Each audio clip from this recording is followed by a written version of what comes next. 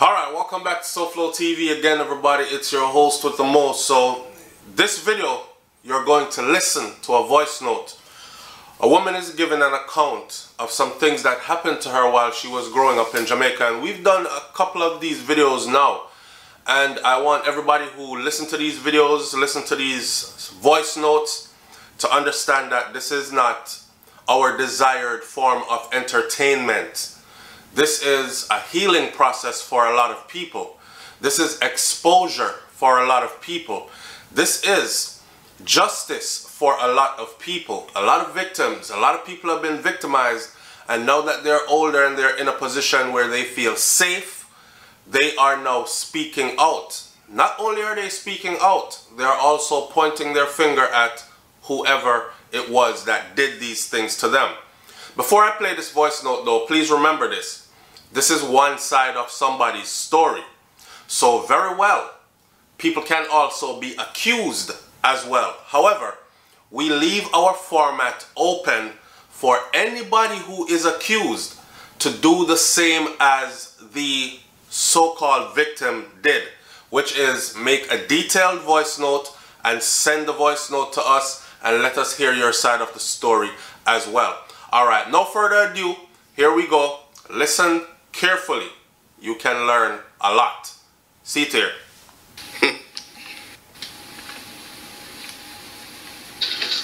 Alright, what's up? It's SouFLo. Hey, call me when you get a chance, but the best way to do something like this, if you want to put it out there, is to actually make a video, a detailed video. That way you don't miss out no information, and you can do it at your own pace and your own comfort, you know what I'm saying? And then, because if you talk to me, I'm probably going to forget most of the things that you said if I am to relay the message then, or say over everything what you told me. But if you're going to do the talking, then it would be better, and it would be better to do it on a voice note where you can take your time and say out everything, and then people can listen to it and I can incorporate it into the show. Alright, but anything else you want to talk about before that, then just link me, and if I don't answer the phone, it means I'm busy, so just leave a voice note or something like that. Hi, my name is SouFLo. This is giving my account of what I went through when I was younger, the situation. It's not easy for me to really relay the whole thing because it's still painful. Hi, SouFLo. I saw your program a couple days ago on the family ramp thing. I was browsing through, then I saw your program. That was just some, some random thing, or just something, a joke or something somebody was posting up. So I remember check on it, and I saw that the issues were real issues and what you were doing and trying to help. I have a similar situation that I need to talk about. I need it to be heard, and plus the more I know if justice could be done. It's been a good while now, like 39, and believe me, still bother me because the issues are still there, and the persons who grew up with them, their family like nothing. It's like everyone I go is a relative them, and it was evil. Just because I stood up for myself and try to do,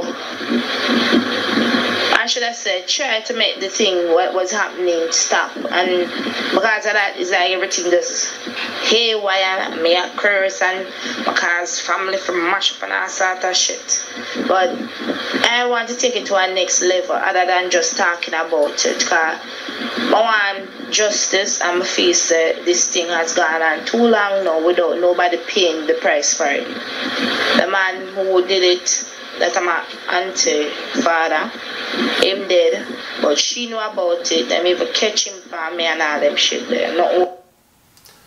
The man who did it, that I'm an auntie father, and she know about it because she even catch him on me. Listening up. Was done about it. I want to know if, because she allowed him to continue doing it. She said I call him back all the time, but I want to know if something could be done before I tell him a story. Give me a call back on that number here, please. Hi, morning, SouFLo. Alright, so when she said give me a call back on the number here, please, that is where you heard me in the beginning of the video. That was my callback, and I called back and she didn't answer, and I left a message, and the message said, matter of fact, I think I just sent her a voice note on Instagram where I explain, not Instagram, on WhatsApp, where I explained to her how to do the voice note, because if me and you talk, I'm gonna forget. After you're done telling me a 1 hour long story, I'm gonna forget 90% of what you said when it's time for me to tell it to the audience. Also, I kind of like when these victims call out exactly who they are talking to, so we know that it's not just a made-up thing, right? And like I've said before, if you are being called out, then you have a right also to make your own video or your own voice note and send it to me on the same platform. The platform is open to everybody, where you can explain your side of the story as well. Alright, here we go. This is giving my account of what I went through when I was younger, the situation. It's not easy for me to really relate the whole thing, because it's still painful.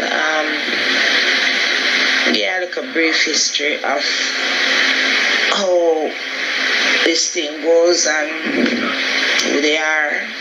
I eventually might just name out everybody and call them names, because hiding their names not really going to help the situation or help me. So now I use them original names. Well, first of all, my grandmother had 3 girls, and 3 girls now country everything. My mother, she had me very young, so they had to leave country and come to town. So she's the only one out of the 3 of them who have kids. Now I am the eldest of 5 children that she has, and not from the same fathers, but different fathers. So it wasn't nice for me in the beginning, basically having no one, having not a mother or father, because I didn't grow up with her. I grew up with my aunt and my aunts actually, and my grandmother.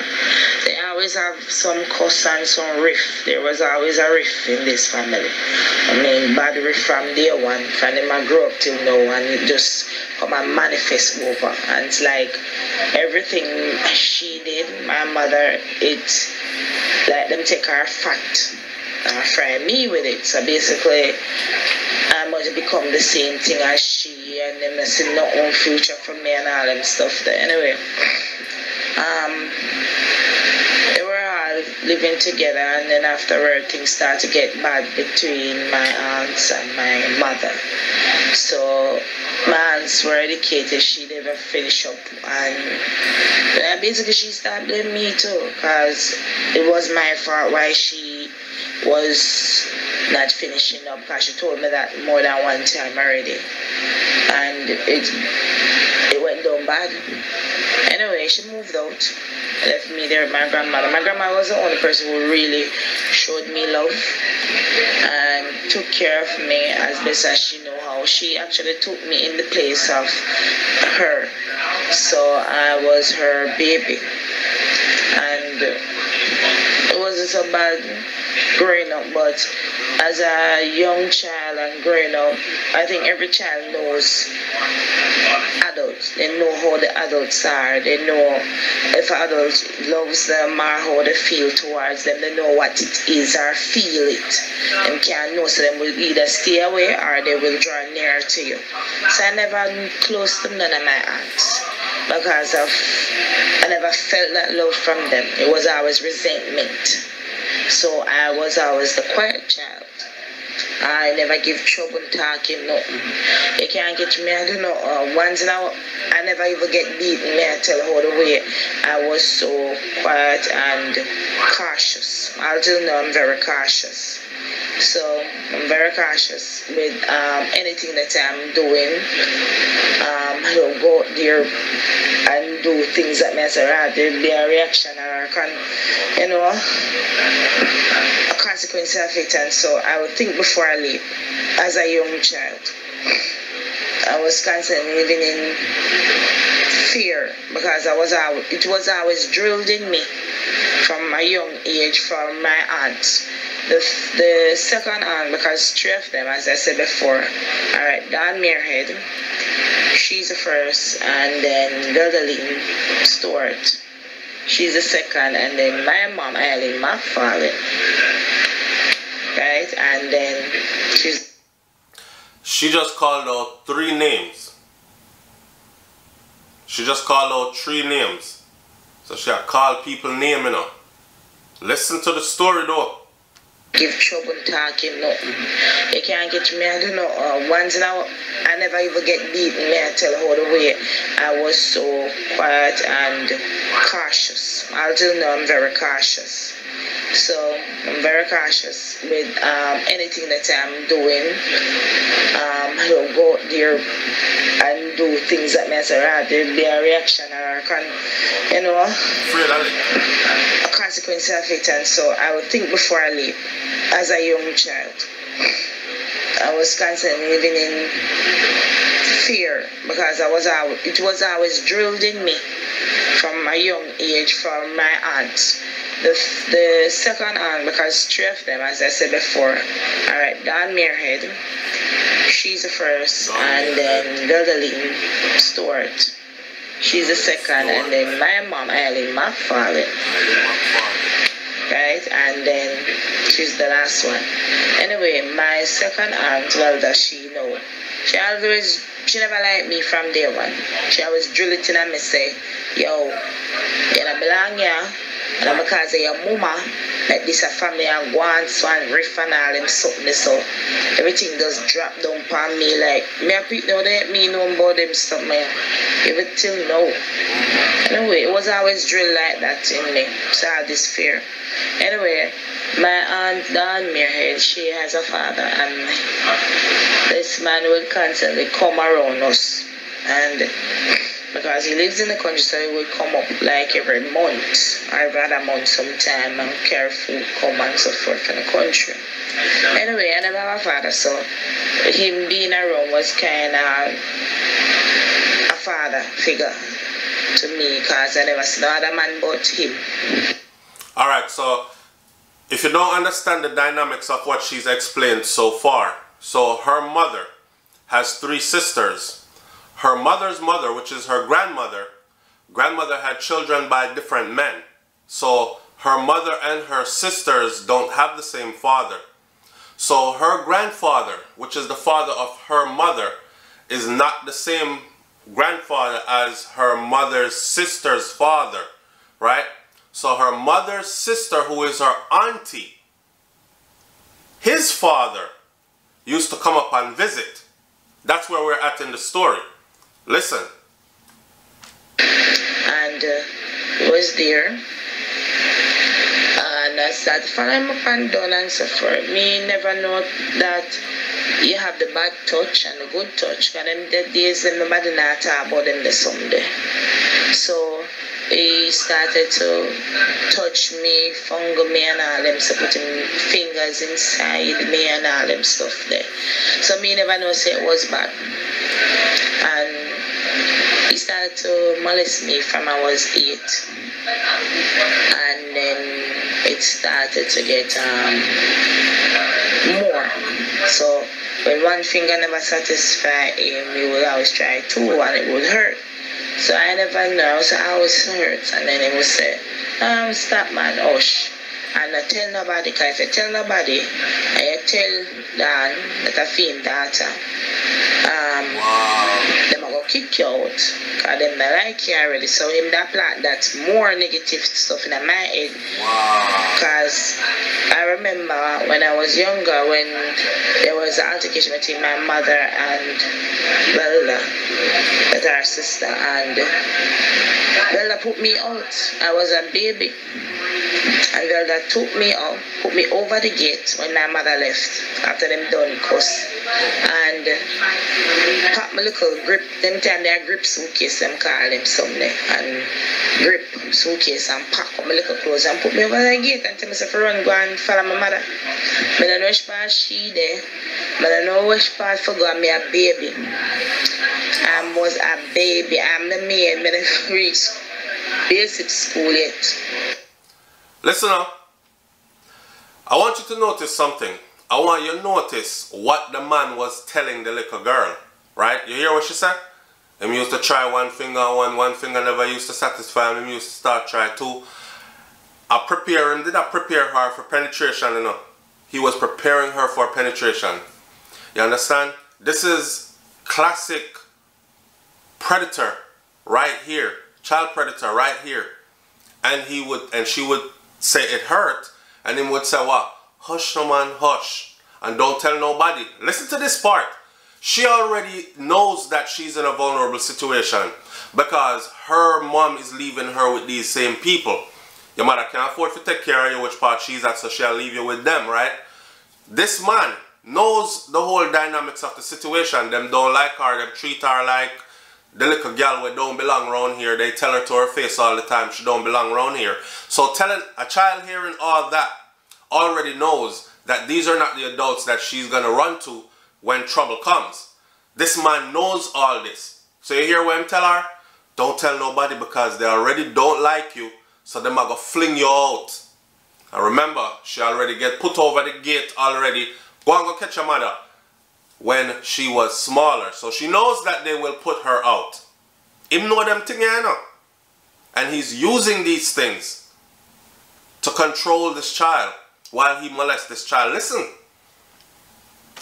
Infant school, I should say them time. I never reached infant school yet. I never started go school. But I remember, she put me over the gate. And when my grandmother realized what was happening, she said, well, you're crazy, you can't do that, give me her. And she take me up back. Because me did ready for ball, because me ready for run off. Because I don't know about Tintin there. And Belda so she push me. Go on, go follow your mama. Go on, go follow your mama. And why are you in here? And me don't know what to do as a baby, a child. And me I turn around because at the time I was about 4 grade 5. We were living in Edgewater when the incident happened, and we moved from Edgewater to Brighton at the time. No, before Greater Portmore even developed, we were here. And I said, after that the woman said, run and go on, and she pushed me. So when before me couldn't even move off, because I want to wish back that my mother thinking gone now. I said, right, you don't know do. I mean, I know for the I look around, and by the time I move back, my grandmother see me. I said, what you do? You can't do that. You have to put out the baby out the door. And she grabbed me up, same time, take me up and take up my suitcase and hug me. I said, come. And my baby this me look after her. From them time till now, my mama has been looking after me. Anyway, back to what I was talking about now. He instilled back the same thing of negativity and saying that I have nowhere to go, and they will keep me out, so I have to keep my mouth shut. Knowing the fact that I went through that situation already when I was younger, and realizing that this is true. I never forgot I don't know about my mother, so I don't know about my father either, so it better I keep my mouth shut. And what I make him do, mother. So continue. Every other month him coming, continue, put him hand on it. I remember being so depressed that it took a toll because I sat there, nobody paid me attention. Other than my grandmother, and I couldn't tell her anything. As me afraid to say, if me tell mama, they were going to put me out and probably mama will get in trouble. Because of how the way that marriage was going on, that's the bigger one, that's the bigger daughter. She was the daughter of his child too.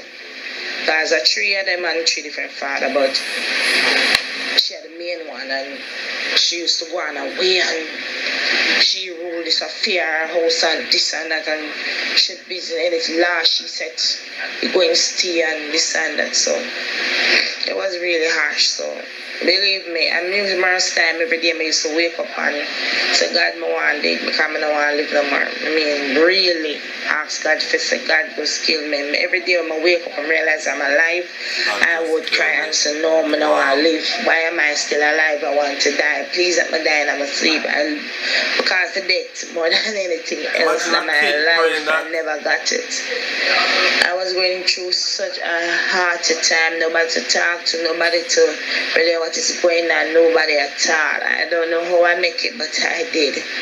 Anyway, I remember when I was at school and I was in primary school at the time. I was attending my college, and I remember they had this girls' day, and the teacher was talking about if anybody touches us, bad touch and good touch. And so me learn about the bad touch, and so I learn about the good touch.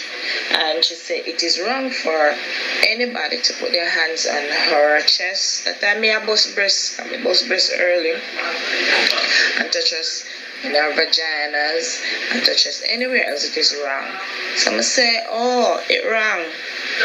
And I saw it's kind of Juliet. I might say, "Wrong, hello, when I do it wrong, don't make him touch you." So anyway, I put it at the teacher, because me did afraid, so I'm not bother saying nothing. And she asked if anybody been, I could open my mouth. I was afraid because I have nowhere to go. That is what is drilling in my head. If me talk, when me go out the door, I go sleep and live, or I don't know if my mother if stay with she there. Anyway, it continued until I was about 16. And I started to act up. I mean, well, I'm bad, and I take charge from nobody because I'm starting to retaliate against what was happening to me. And I had no one to talk to.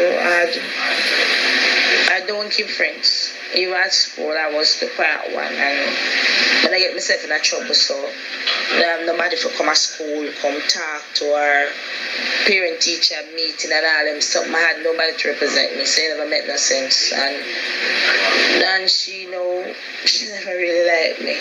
So, because she's a teacher, she retired teacher now, and when I was attending the school that she was teaching at the time, I mean, for a teacher niece, I was the worst out of all of them. I look bad. My main socks tear up, my white socks at the time. I was attending Vauxhall Secondary before it turned high school, and I was really looking the worst out of all the worst. And she's a teacher, and I was looking really bad. I remember one day I was there, and one of her colleagues drew me one side and said to me, "Are your mother you live with?" Because everybody, she introduced me as her niece and said that she had take care of me. So the teacher herself drew me aside and said, "Look here, ask that question, are your mother you live with?"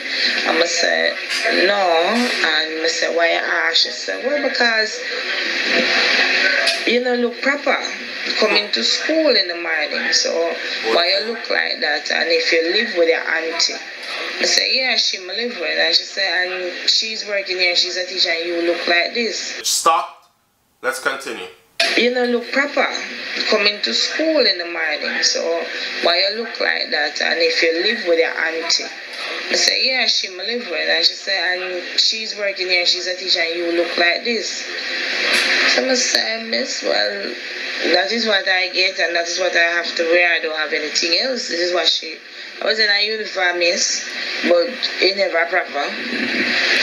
And I one uniform for a teacher, I one uniform I have, and one blouse. So me wear that till the next term when me have to change. I had the next one to it.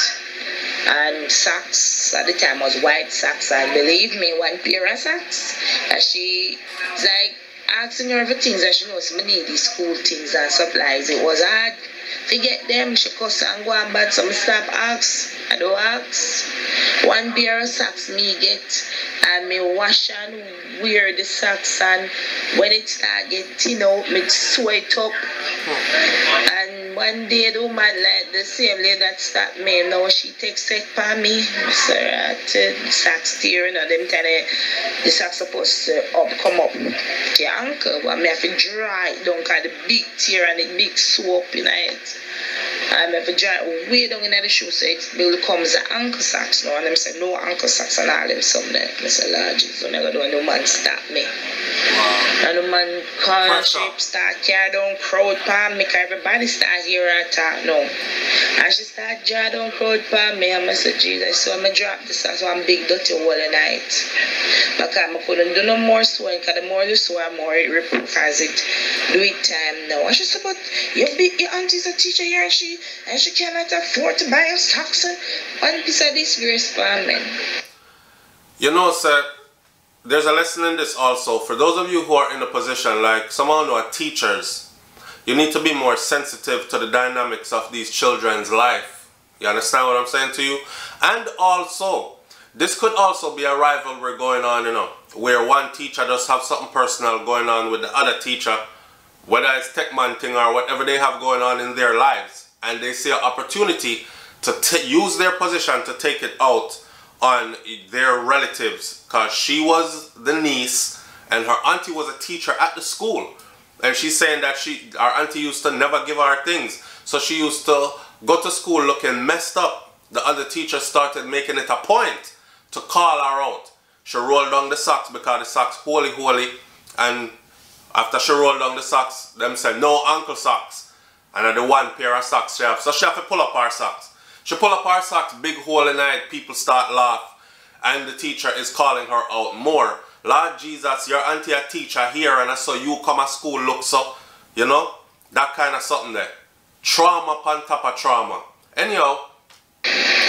Anyway, our next teacher come around and push me and say, go on in the class. And send about, and then, send about, go on in. And then she must draw the other teacher, said that I talked to her, so what would you do was inappropriate. But anyway, I'm telling everybody never business about me. So that went on. If I wanted anything from her, and I will not get it, because asking is a burden. I should cuss and go on bad. Getting textbooks and them stuff that it don't make no sense, because she not buy it. So I give her the book list them. I say, as I give her the book list them, so they never fail. So every time when a teacher come up with something and I do, I must say, Miss, I don't have any. She said, but didn't you say yes? So one day I remember we had the exam come and she said, I need the books them, and so she decided to call her and tell her, she called her no.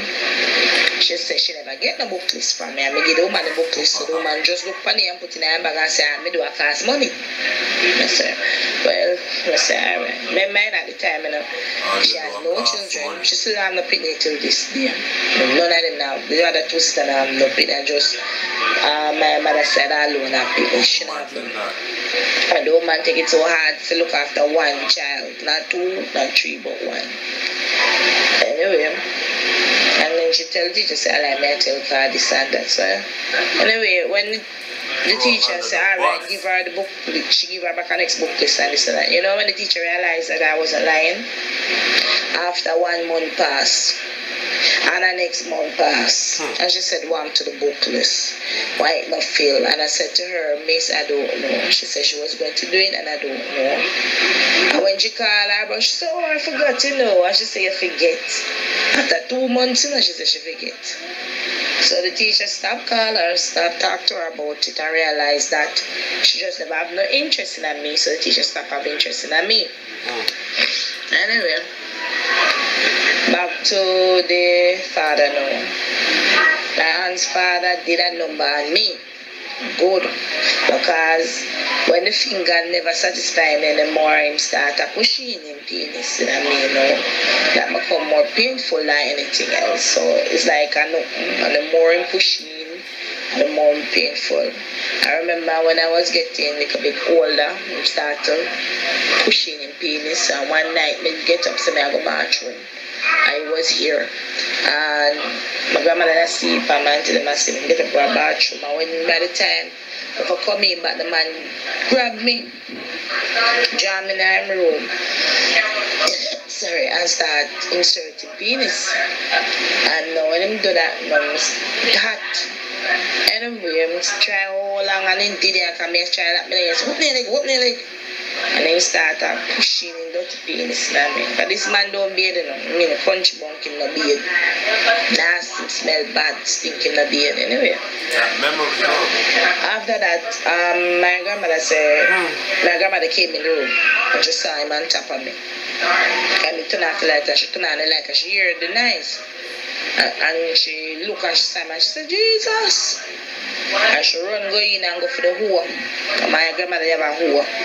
And she ready for go chop him up. But my auntie, she get up and stop her from chop him. And tell her, say, no, you can't do it, because if you chop him, you will go prison. She will go prison if you're a man who try rape off a child. So anyway, I'm a cuss him the night and everything, and take me up and start examining me everything. And then she asked me, alright, and this and that.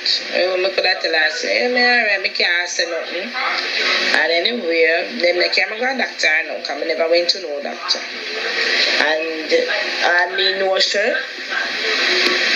The next day, I left. I'm out in business, and them attack me. I tell myself, I tell my mother. My mother, she come round once in a while. Every time she comes, is a fussing and quarrel. So them say, don't talk and not say nothing to her. I could tell her, say, alright, I can't say nothing. And then the uniform I have and one blouse. So me wash that, wear that till the next term when me have to change. I had the next one to it. And socks, at the time was white socks, I believe. And I have to dry way down in the shoe so it will come. I think I'll rewind the video. They have no interest in me, so the teacher stop having interest in me. Right. Smell bad, stink in the beard anyway. After that, my grandmother came in the room and just saw him on top of me. And he turned off the light and she turned on the light and she heard the noise. That part then. And she looked and she saw me and she said, Jesus. And she run go in and go for the whore. My grandmother have a whore. And she ready for go chop him up. Everybody traumatized in this situation, you know. You can imagine grandma wake up in the middle of the night, so she go pee. And this is what she see, or she hears some rumblings in her house. She may not see what going on. And this is what she see.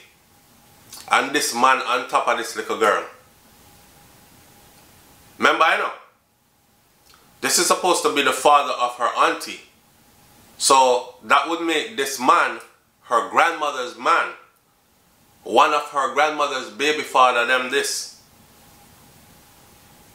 But my auntie, she get up and stop her from chop him. And tell her, say, no, you can't do it, because if you chop him, you will go prison. She will go prison if you're a man who try rape off a child. So anyway, I'm a cuss him the night and everything, and take me up and start examining me everything. And then she asked me, alright, and this and that. I could tell her, say, alright, I can't say nothing. And anyway, then they came and go to doctor now, because I never went to no doctor. And I mean, no, sir. Right, that's all. The next day, I left. I'm out in business, and them attack me. I tell myself, I tell my mother. My mother, she come round once in a while. Every time she comes, is a fussing and quarrel. So them say, don't talk and not say nothing to her, because she will put herself in a trouble and go to prison. So anyway, keep my mouth shut again. After that, no, a couple months after him, that I come back round. So I have all of that. Start all over again. Start insert, start do this, start do. Sick. sick. So after that incident happened where grandma catch him, so it's not no secret incident, cause it turned into a big thing by her explanation, right? Grandma run go for a hoe. You know a garden hoe? Nowadays we say hoe as in a whore and a woman that sleep with many men, or a man will sleep with many women, but this are sell themselves, but this is not the hoe. The hoe where you use for chop the garden, hoe the garden, dig up the earth. Grandma run for the hoe for chop him up. Auntie have to intervene and tell grandma, say no, cause you put yourself in problems and go prison. So it's a big blown out event. The next day, him gone about him business. She said about 3 months later, him start come round again. They allowed him to come back and it started all over again. Back to the fingers, then back to the penis, then back to insertion, and wow. And she call out them name, you know. And I put a blind eye to it. She knew what was going on. She put a blind eye to it. My grandma come down because she used to cuss mama for the time and talk about that shift. They make she come town, and because of Tintin and her, she come breed early and she have stress on her because she have to look after the family and this and that, and she tired of them. So everything just went bad for me because everybody just start go down on me like nothing. Anyway, at the age of 16, I decided that this was the last. He tried to break me now at this age. I mean, really try to go on. I get bigger now, dress up there, everything up there now. So he might try everything now. So basically, he did I try to say, he might go breed me. So I try not to get him because although my auntie did treat me like some heads, she treat me bad. All the way, she know what was going on, so she expect that I was going to start run up and down and fuck down the place and have man, but I did none of these things. I did none.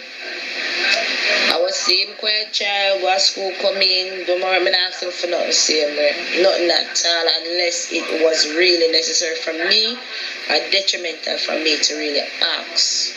I did everything my own. I present myself at school, parent-teacher meeting by the weeks. I've asked other parents of friends, I said, Miss, you can't represent me or support anything that she had to sign. And that's the only time I call her even make she inform in my school lane because she needed her signature was needed.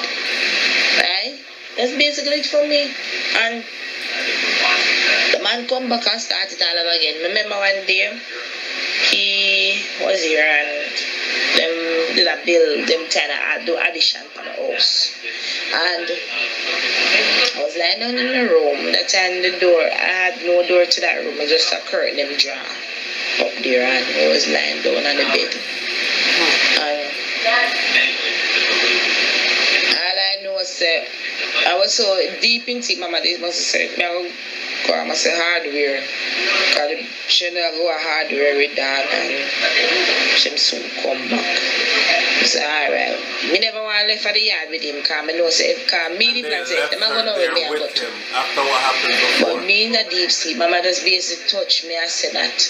And I jump off asleep, and when the man I realized, no, he never come in yet. And when me realize, when me hear the car, I say, right, me get up and jump out of my sleep and realize that I'm gone. So I say, shit. No same day, so I have to try and maneuver myself out now.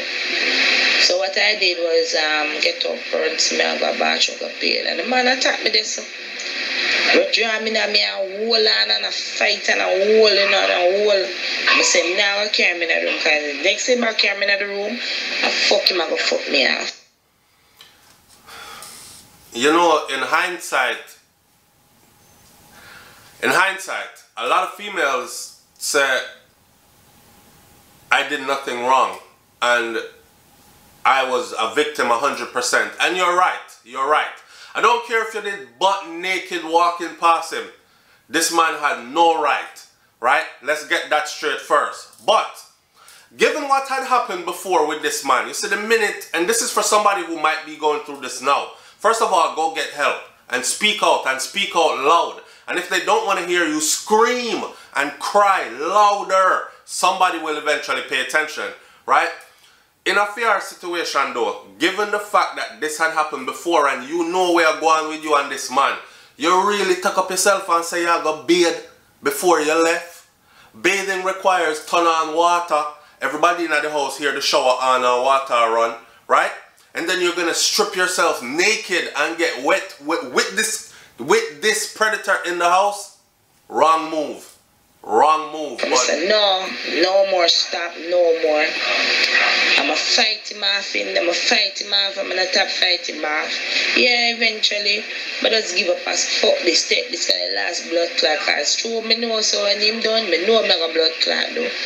And then enjoy himself and fuck till him come. Wow. It's after that blood clot, everything, I go bathroom, I go bathe and everything. Just wait till them come, you know. It's when them come, I start blood clot go on with fuckery. I start ras, cuss and go on bad. And I saw me let out everything in there now. Now me let out everything now.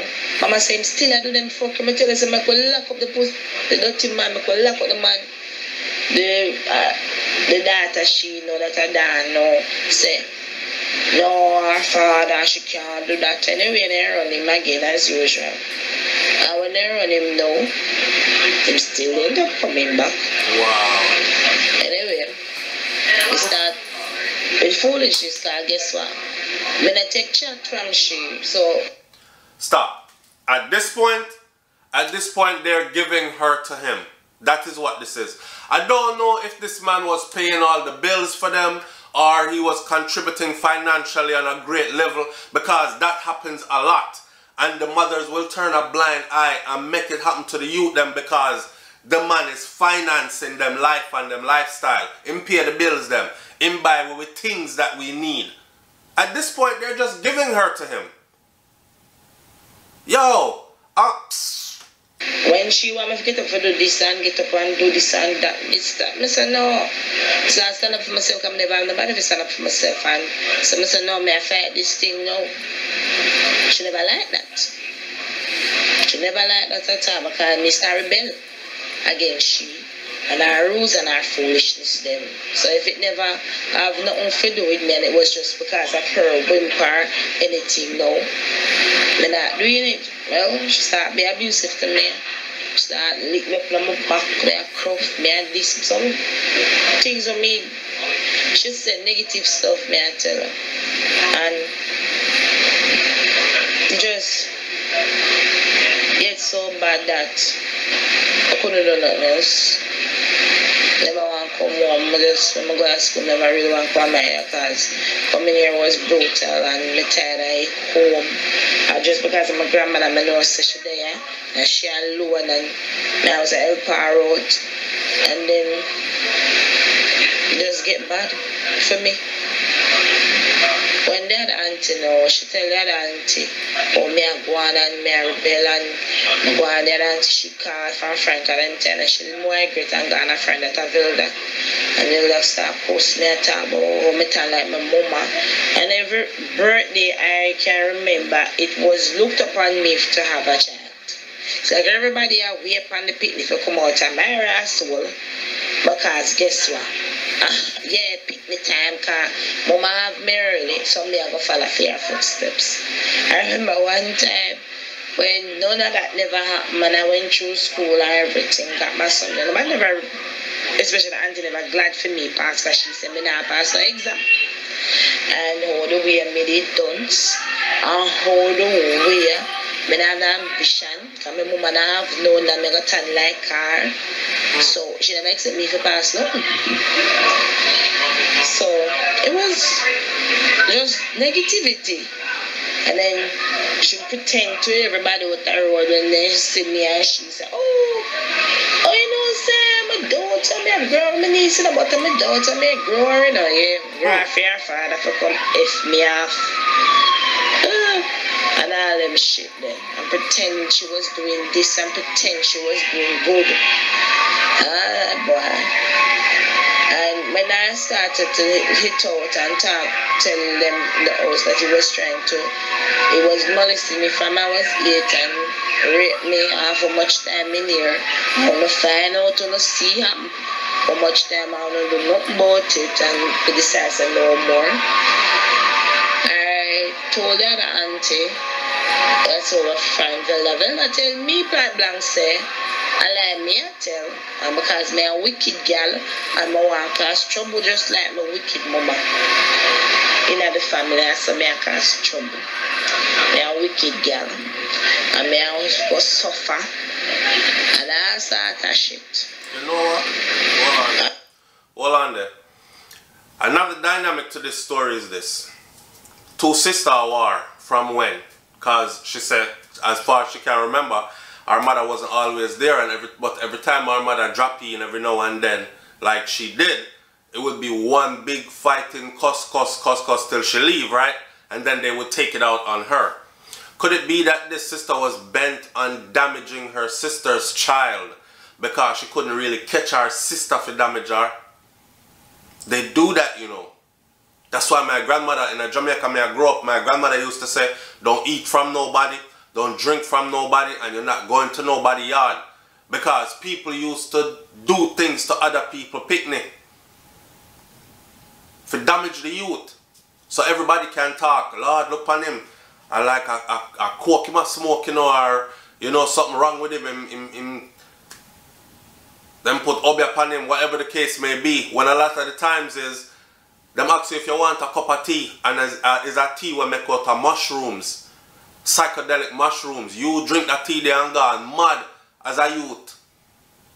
Or them poison your food or something. Anyhow.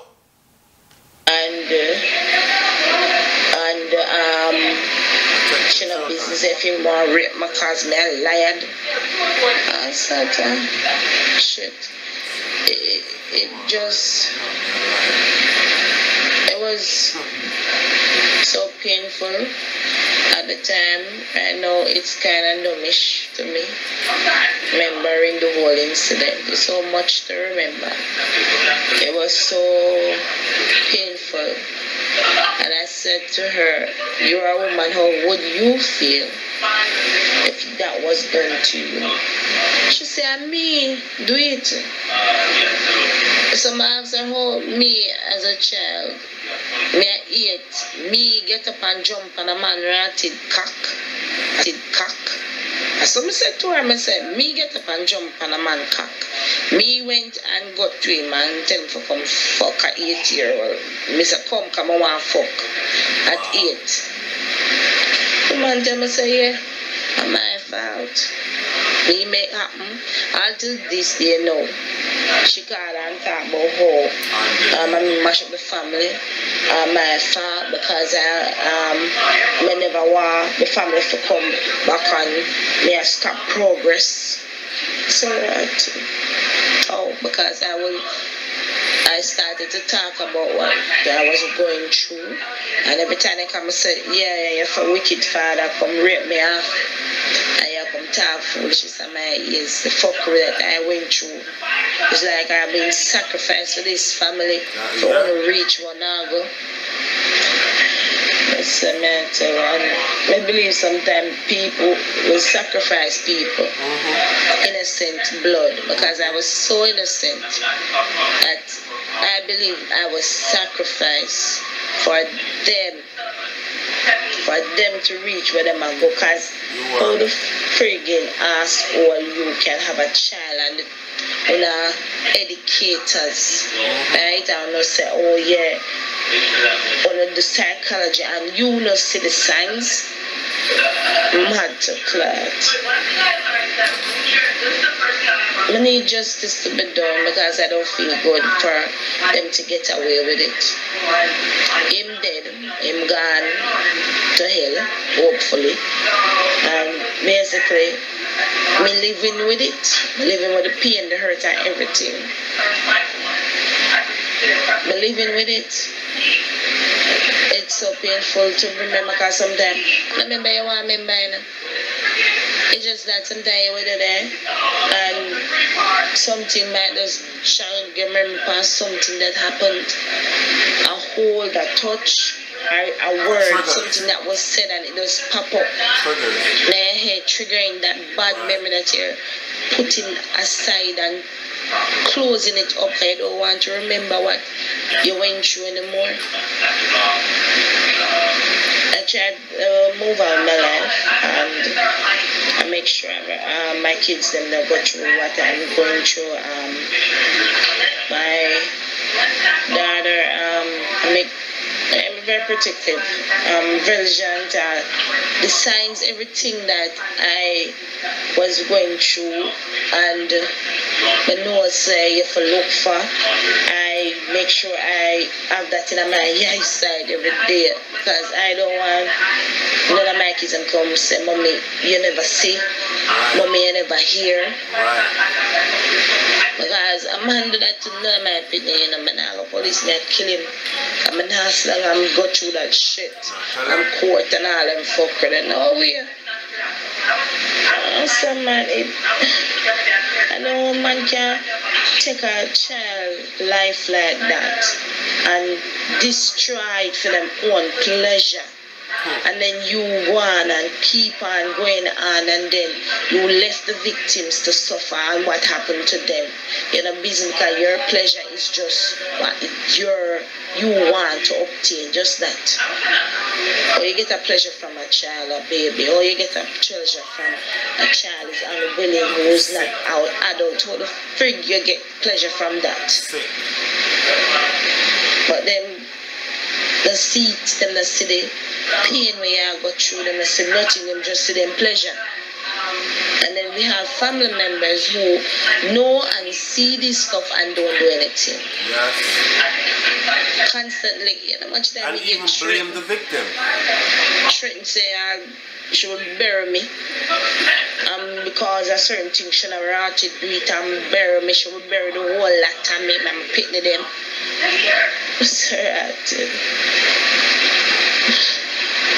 Hey, but as I said, me want justice. Me want justice for my life. My child was ripped from me. My innocence was taken from me for nothing at all.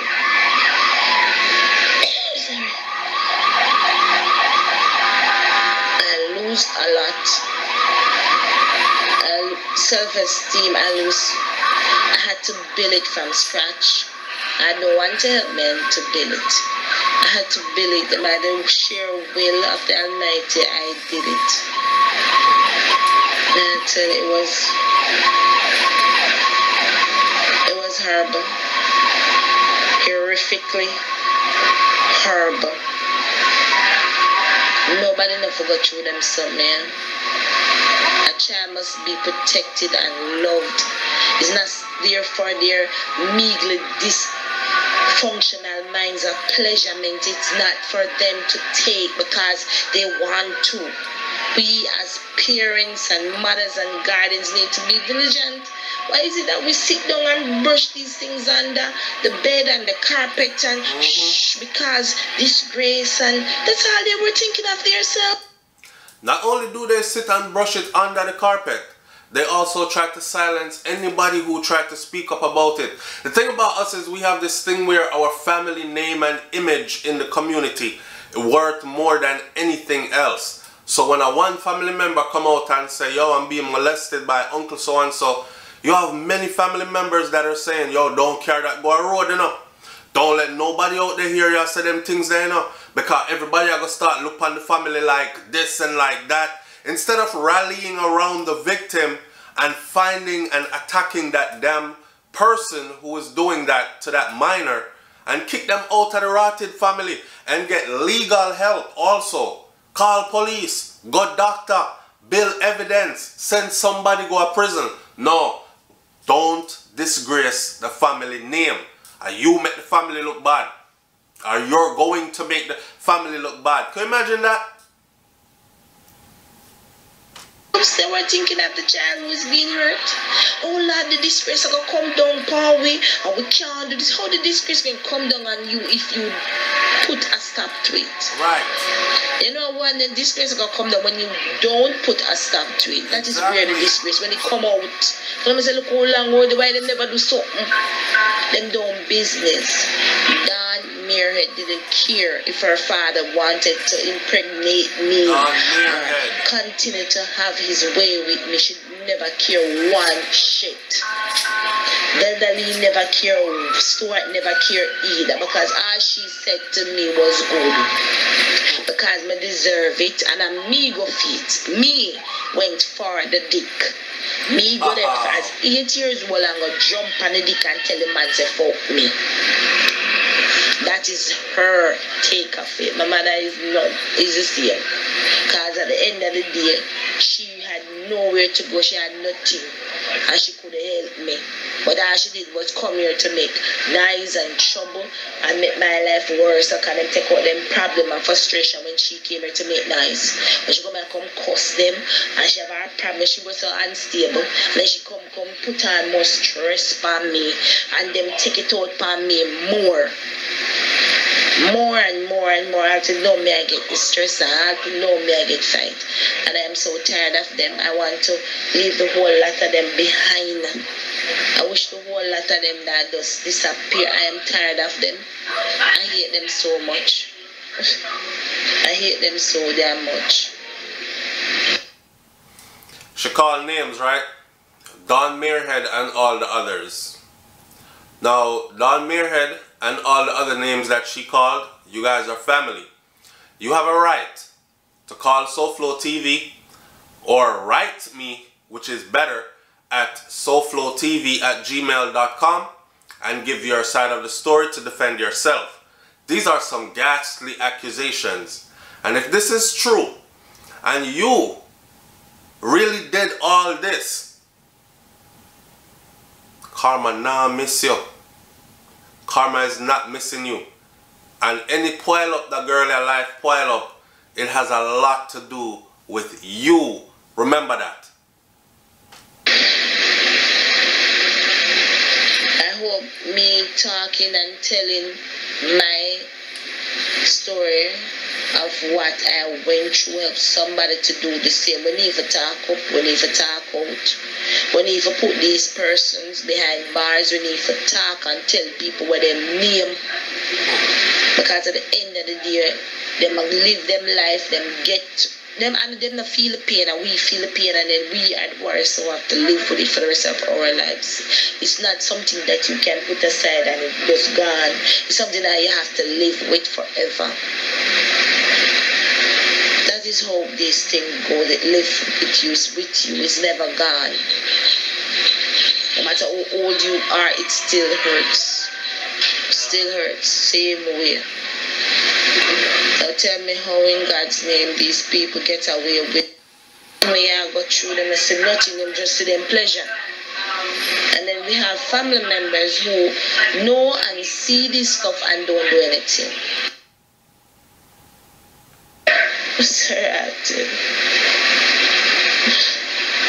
Hey, but as I said, me want justice. Me want justice for my life. My child was ripped from me. My innocence was taken from me for nothing at all.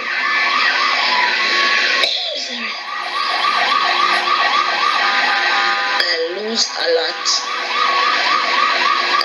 Self-esteem, I had to build it from scratch.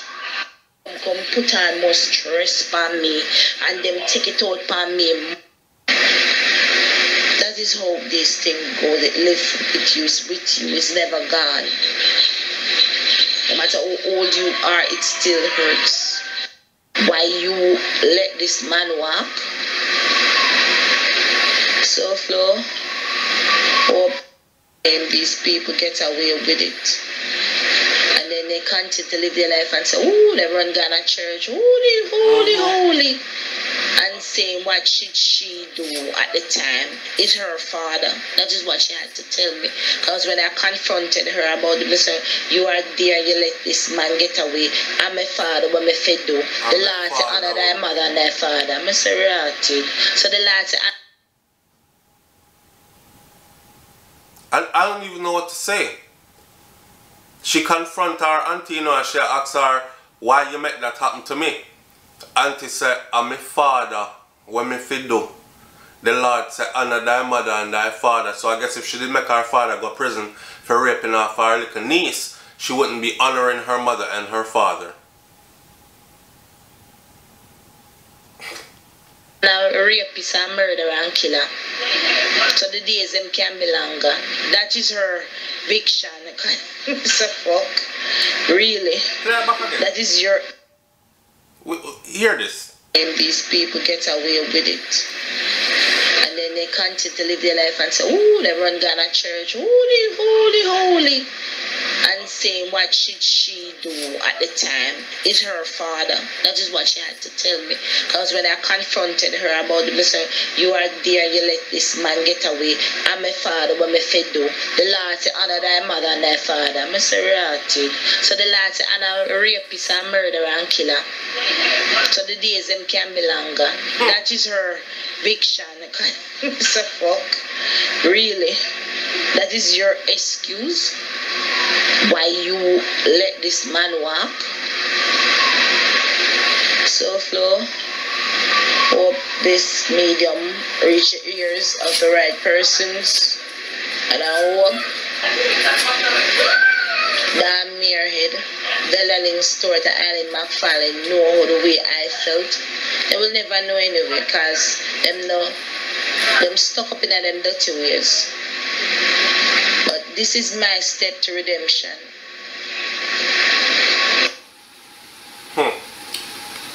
And it ended right there.